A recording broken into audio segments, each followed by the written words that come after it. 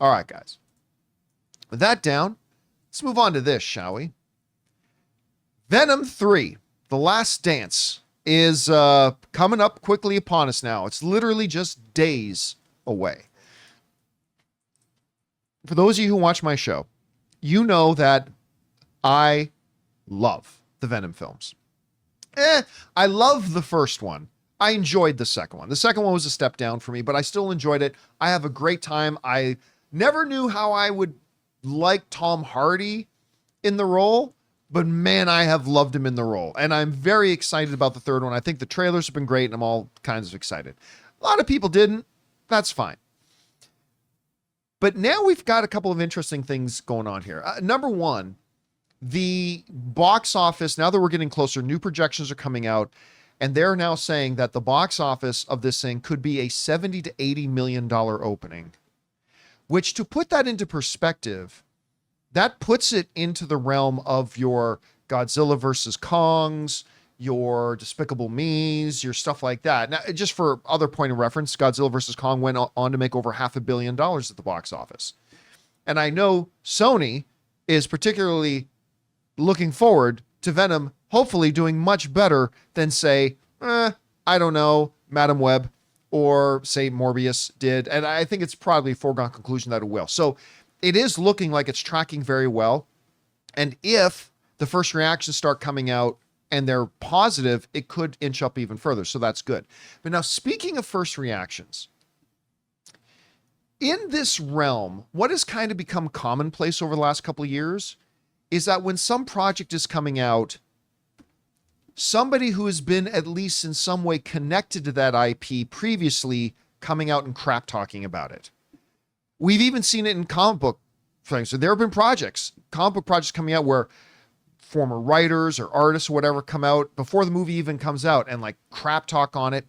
And it kind of looked like that was happening with Venom as well. As Marvel writer and artist Ryan Stegman the guy who created Null came out and talked about, yeah, I don't know what they're doing. I didn't even know they were putting my character in their movie. And it sounded kind of negative. Well, now that same guy has been shown the movie and he's given us our first reaction to the film. And it's pretty good. This comes from MovieWeb. Ryan Stegman, who has written for several major Marvel characters, including She-Hulk, X-23, Spider-Man, and Venom, co-created the God of Darkness and symbiote creator Null in 2018 with writer Donny Cates. The pair recently took issue with the upcoming Venom 3, revealing that neither of them even knew their character would appear in the movie. It seems that their criticism may have reached the Sony desks, with Stegman revealing that he has now seen the movie and sharing this reaction. Remember, this is the creator of Null. I just saw Venom: The Last Dance. It's wonderful. You guys are going to lose your minds. Null, baby. A little bias there. He created Null, of course. I just saw Venom: The Last Dance. It's wonderful. You guys are going to lose your minds.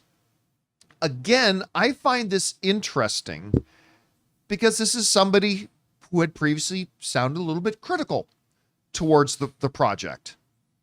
And Sony, I like this, gang, you know what? Instead of just dismissing you, we would like to show you the movie. Why don't you come on in and watch the movie? And I love hearing them then coming out of the movies, you know what? I just saw it. It's wonderful.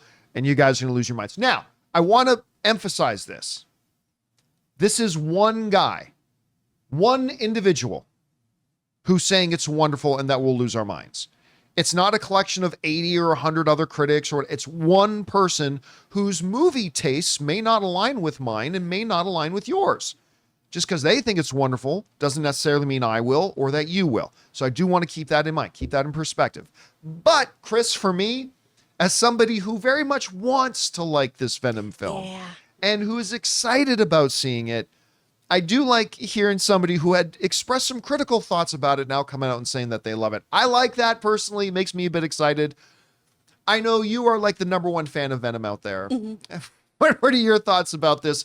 And now that it's actually close, what do you think we're going to see as terms of box office, audience response, all that kind of stuff? Guys, we want to take a second to thank a sponsor of this video, Mando. Guys, I've got to tell you about something that changed my whole body care game. Mando Whole Body Deodorant. Now, I first heard about Mando last year when they offered to become a sponsor of the show, and I was honestly skeptical. I mean, a deodorant can't really control odor for 72 hours, can it? But after using it myself, I am a believer. You can use it anywhere on your body, and I mean anywhere. It's clinically proven to keep you smelling fresh for up to 72 hours without any irritation. I'm loving the clover wood scent, but they've got options like bourbon leather, Mount Fuji, Pro Sport, and even unscented if you prefer to go stealth mode. I like to use it after the shower, before the gym, or even important meetings. It's that reliable. And right now, Mando's got a killer deal. New customers get $5 off their best-selling starter pack with my exclusive code Campea. That's over 40% off. Just go to shopmando, that's shopmando.com, and use the code Campea. Seriously, guys, if you want a deodorant that's aluminum-free, baking soda-free, and just works better than anything else you've tried, it's time to make the switch to Mando. So don't wait. Control body odor anywhere with Mando. Head over to shopmando.com and use the code Campea and get $5 off your starter pack. Trust me, you're going to love it. That's at shopmando.com.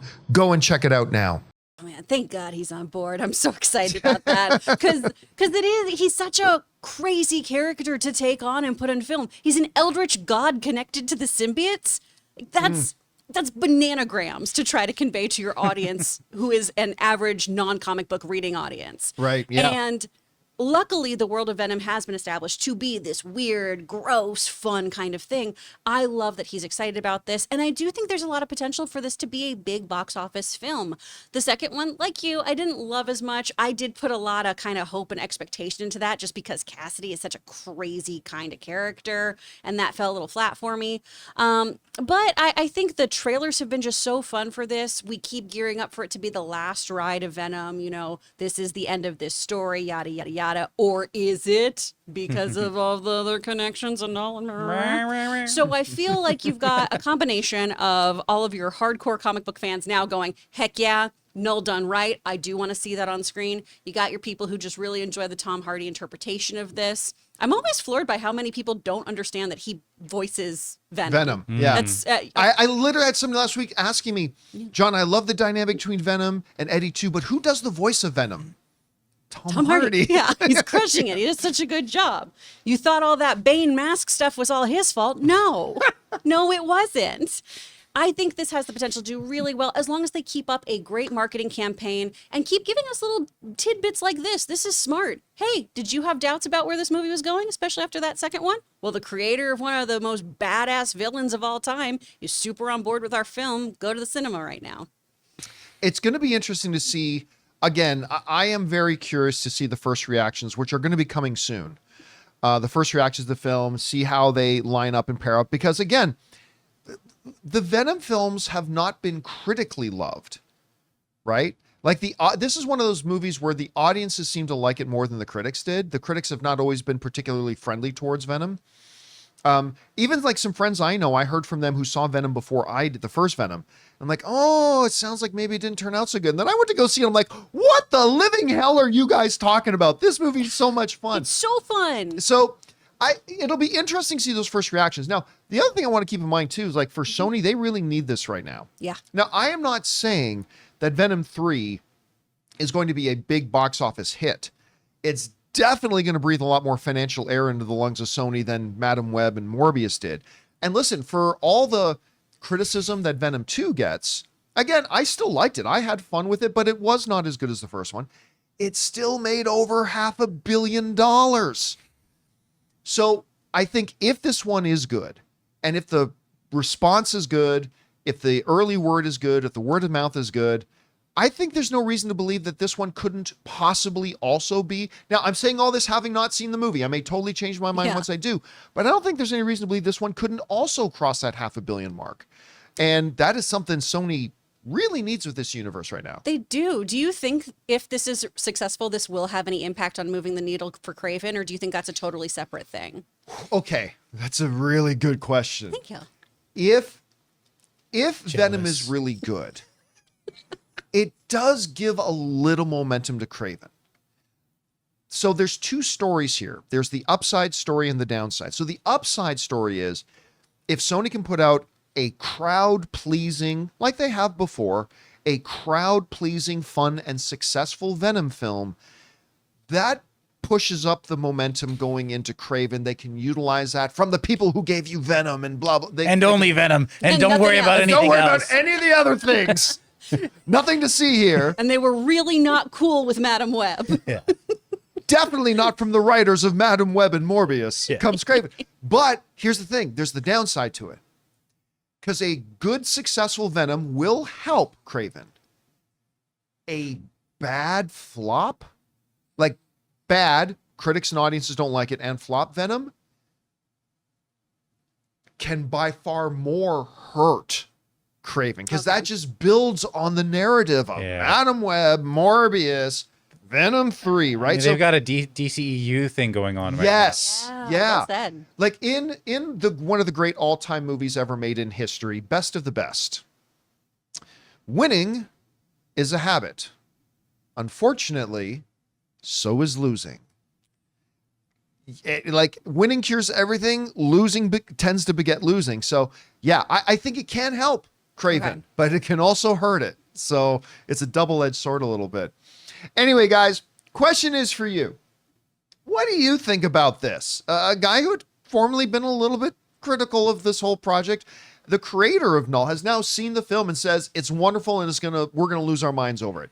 It is just one guy with one opinion. We'll see what happens when the early reactions come out. How do you think it's going to do? They're projecting 70 to 80 million opening weekend. Do you think it can hit that? Do you think it'll exceed it? Come way below. Whatever you guys think, jump down to the comment section below and let us know your thoughts.